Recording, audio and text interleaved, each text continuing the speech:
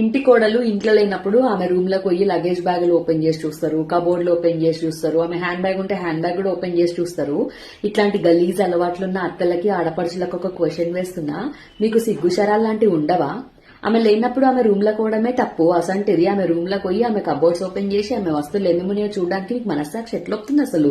పాపిష్టి మొహాలు ఎక్కడికేలో. అంటే ఆమె ఆర్గనైజ్డ్ గా పెట్టుకుందా లేదా అన్ని వస్తువులను చూడడానికి ఓపెన్ చేస్తారా, లేకపోతే ఆమె దగ్గర ఏమేం వస్తువులు ఉన్నాయో చూడడానికి చెక్ చేయడానికి పోతారా, లేకపోతే మీ వస్తువులు ఏమైనా దొంగతనం చేసిన డౌట్ తోటి ఆమె కబోర్డ్స్ ఓపెన్ చేస్తారా? మీ దిక్కుమాలిన అలవాటు పోవా ఇక? ఇట్లాంటివి ఎన్నెన్ని చేస్తారు? మీరు మాత్రం బయటికి పోయేటప్పుడు మీ రూమ్లన్నీ లాక్ వేసుకొని పోతారు, ఆమె మీ రూమ్ లకు మాత్రం రావద్దు. ఆమె రూమ్ లకి మాత్రం మీరు పోయి ఆమె లేనప్పుడు సిఐడి లేక సోదా చేసే అడ్డమైన పనులు చేయొచ్చు. ఇంకొంతమంది ఉంటారు మీ దాంట్లో శంకిని జాతులు. కబోర్డ్ లాక్ ఉన్నా సరే ఆ లాక్ ఇరగొట్టి మరీ ఓపెన్ చేసి చూస్తారు ఆ కబోర్డ్ ని. ఇదేం లెక్క? ఇదేం శాడిజము? సరే, ఈ దుర్మార్గమైన పని చేస్తే చేసిర్రు, ఆమె వచ్చేదాకన్నా మళ్ళీ నీట్ గా అన్ని సదిరి పెట్టాలా? పెట్టరు.